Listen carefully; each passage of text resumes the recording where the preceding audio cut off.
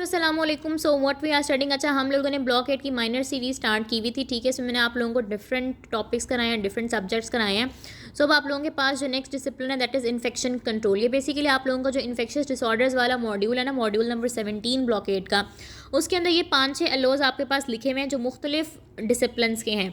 First one is from community medicine, second one is from microbiology, इसी तरह medicine, community medicine और medicine या surgery. तो आज की वीडियो के अंदर मैं आप लोगों को फर्स्ट 2 एलोज कराऊंगी जो कि कम्युनिटी मेडिसिन और माइक्रोबायोलॉजी से हैं, और नेक्स्ट वीडियो के अंदर इंशाल्लाह हम बाकी के 3 कर रहे होंगे, ठीक है। सो पहला एलो जो है ना वो कम्युनिटी मेडिसिन से ही हम लोग पढ़ते हैं। वो आप लोगों से पूछते हैं कि आपने डिफरेंस बताना है कॉन्टैक्ट, ड्रॉपलेट और एयरबॉर्न प्रिकॉशंस का for infection prevention and control. कि अगर आप लोगों ने कहीं पे इन्फेक्शन को प्रिवेंट करना है, कि इन्फेक्शन ना फैले, इन्फेक्शन को कंट्रोल करना है, तो इन 3 डिजीज़ के अंदर कौन कौन से प्रिकॉशंस आ सकते हैं। कॉन्टैक्ट इन्फेक्शंस के अंदर आप कौन से प्रिकॉशन कर सकते हो, और ड्रॉपलेट इन्फेक्शन के अंदर एयरबॉर्न इन्फेक्शंस के अंदर कौन कौन सी प्रिकॉशंस हो सकती हैं। सो बच्चों, कॉन्टैक्ट डिजीज़ हमारे पास वो होती हैं जो कि नॉर्मल कॉन्टैक्ट से फैल रही होती हैं, ठीक है। पेशेंट के साथ आपका कांटेक्ट है या कंटेमिनेट ऑब्जेक्ट के साथ आपका कांटेक्ट है, ठीक है। ड्रॉपलेट इन्फेक्शन होती है जो कि रेस्पिरेटरी ड्रॉपलेट्स के थ्रू फैल रही होती है, जिसमें इन्फ्लुएंजा है, पर्टसिस वगैरह है। और एयरबॉर्न प्रिकॉशंस होती हैं जो कि बहुत छोटे एयरबॉर्न, मतलब droplet is something large and airborne is like बहुत छोटे एयरबॉर्न पार्टिकल्स एरोसोल से फैल रही है, जिसमें टीबी है, मीजल्स है, चिकन पॉक्स वगैरह, ठीक है। तो इनका स्प्रेड मैंने आप लोगों को बता दिया। अब स्प्रेड आप लोगों को पता चलेगा तभी तो आप उसको कंट्रोल करोगे ना। तो आपने पेशेंट को किस तरह से प्लेस करना होता है कि आपने पेशेंट को एक सिंगल रूम में प्लेस करना होता है, ठीक है। और को हार्टिंग में भी यूज़ की, जैसे अगर 2 पेशेंट्स हैं, दोनों को मरसा इन्फेक्शन है, दोनों को स्केबीज है, तो दोनों को आप सेम कमरे में रख दो ना, ठीक है। और ड्रॉपलेट प्रिकॉशंस के अंदर आपने क्या करना होता है कि आप सिंगल रूम यूज़ कर सकते हो या को हार्ट भी कर सकते हो। और एयरबॉर्न प्रिकॉशंस के अंदर आप क्या कर सकते हो कि स्पेशल किस्म का रूम अवेलेबल होता है जिसको कहते हैं एयरबॉर्न इन्फेक्शन आइसोलेशन रूम। वहाँ पे आपने पेशेंट को रखना होता है ताकि बाहर किसी नॉर्मल इंसान को ये इन्फेक्शंस ना हो सके। पर्सनल प्रोटेक्टिव इक्विपमेंट का बच्चों आप लोगों ने इस्तेमाल करना होता है। कॉन्टैक्ट प्रिकॉशंस के अंदर आपने ग्लव्स और गाउन का इस्तेमाल करना होता है कि जब आपने पेशेंट के पास जाना है तो आपने ग्लव्स पहनने हैं, गाउन पहनने हैं ताकि आपको कॉन्टैक्ट ना हो। ड्रॉपलेट के अंदर आपने सर्जिकल मास्क और ग्लव्स का इस्तेमाल करना होता है। और एयरबॉर्न के अंदर आपने N95 या रेस्पिरेटर मास्क लगाना होता है, क्योंकि टीबी आपको पता है थोड़ा सा सांस लेने से भी आपको टीबी हो सकती है। इंपॉर्टेंट पॉइंट क्या है कि कॉन्टैक्ट के अंदर आपने हैंड हाइजीन का बहुत ख्याल रखना है, ड्रॉपलेट के अंदर आपने मास्क का ख्याल रखना है, और एयरबॉर्न प्रिकॉशन के अंदर आपने नेगेटिव प्रेशर रूम और अप्रोप्रिएट रेस्पिरेशन का ख्याल रखना है। जो आपने N95 रेस्पिरेटर मास्क पहनना है, और नेगेटिव प्रेशर रूम का मतलब ये है कि एक ऐसा रूम जिसके अंदर हवा का दबाव बहुत ज़्यादा कम है एज़ कम्पेयर टू आउटसाइड, ठीक है। ये फॉर एग्जाम्पल अगर जैसे मिसाल के तौर पर बता रही हूँ कि जो रूम है पेशेंट वाला रूम, अगर उसका प्रेशर 10 है तो बाहर प्रेशर क्या है, 12 है, जिसकी वजह से बाहर की हवा अंदर की तरफ आएगी। पेशेंट वाले कमरे के अंदर बाहर की हवा आएगी, पेशेंट के कमरे की हवा बाहर नहीं जा सकेगी, ठीक है ना। आपको पता ना कि हाई प्रेशर से लो प्रेशर की तरफ चीज़ मूव करी होती है। सो हमने पेशेंट की हवा को बाहर नहीं भेजना ताकि पेशेंट के जो कंटेमिनेटेड पार्टिकल्स हैं वो हवा के साथ बाहर ना चले जाएँ, ठीक है। तो ये कॉन्टैक्ट प्रिकॉशंस, ड्रॉपलेट प्रिकॉशंस और एयरबॉर्न प्रिकॉशंस आ जाती हैं हर तरह की इन्फेक्शन के लिए। हाई यील्ड पॉइंट्स क्या है कि ड्रॉपलेट के लिए आपने सर्जिकल मास्क का इस्तेमाल करना है, एयरबॉर्न के लिए N95 और नेगेटिव प्रेशर रूम का इस्तेमाल करना है। एयरबॉर्न डिजीज़ कौन सी होती हैं, TB, measles, chicken pox. Standard precautions के अलावा और प्रिकॉशंस का भी आपने इस्तेमाल करना होता है। फिर आपसे वो पूछता है कि अप्रोप्रिएट आइसोलेशन ऑफ पेशेंट के प्रैक्टिसेस क्या आ जाती हैं, ठीक है। अब आइसोलेशन क्या होता है बच्चों, आइसोलेशन का आपने खुद भी शायद लफ्ज़ी मतलब आप लोगों को पता होगा, आइसोलेट हो जाना मतलब अलग थलग हो जाना।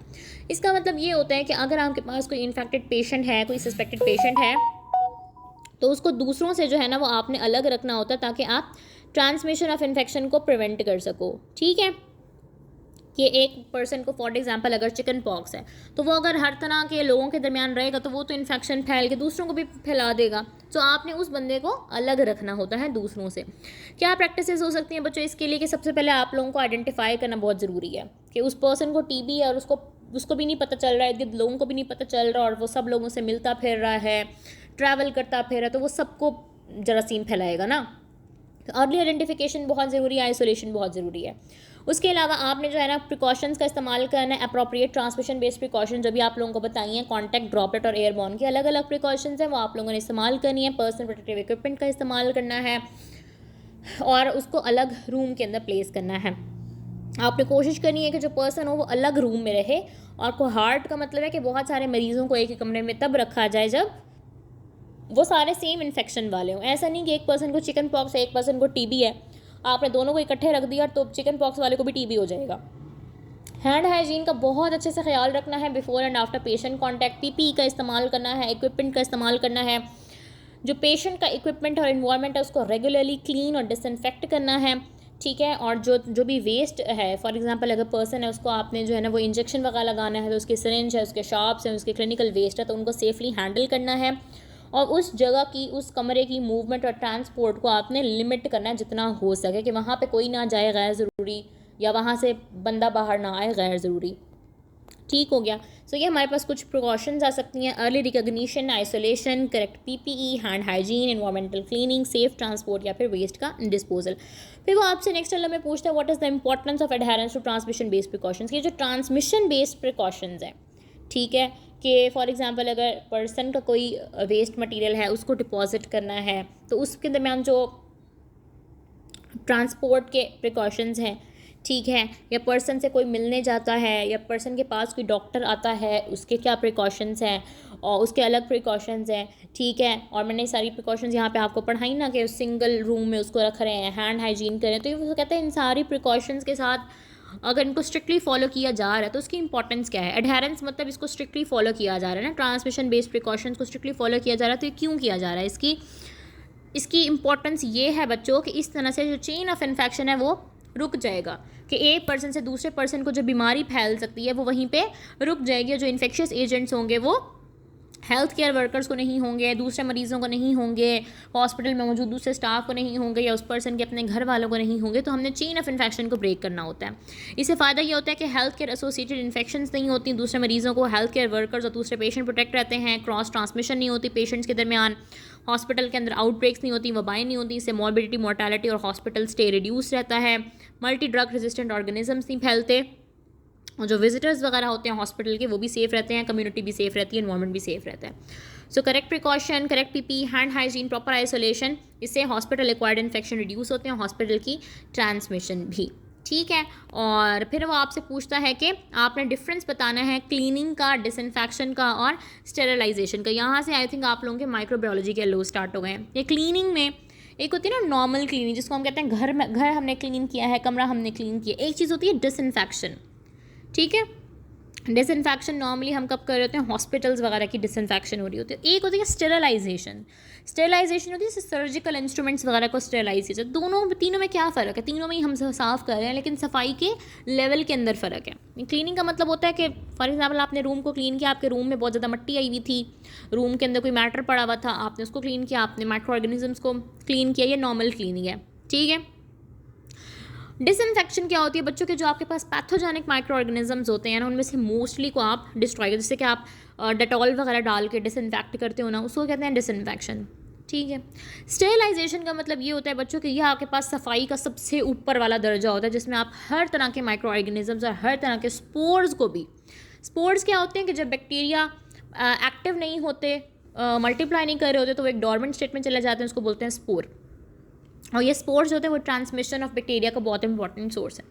सो हमने हर तरह के माइक्रो ऑर्गेनिजम्स को हर लेवल पे, चाहे वो स्पोर्स हैं, वो वेजिटेटिव सेल्स हैं, किसी भी वेजिटेटिव नहीं सॉरी वो स्पोर्स हैं या वो नॉर्मली रिप्रोड्यूसिंग सेल्स हैं, आपने उनको डिस्ट्रॉय करना होता है। सो क्लीनिंग, डिसइंफेक्शन और स्टेरिलाइजेशन में फ़र्क ये है कि क्लीनिंग के अंदर माइक्रो ऑर्गेनिजम्स या स्पोर्स किल नहीं होते, डिसइंफेक्शन के अंदर माइक्रो ऑर्गेनिज्म किल होते हैं, स्पोर्स किल नहीं होते।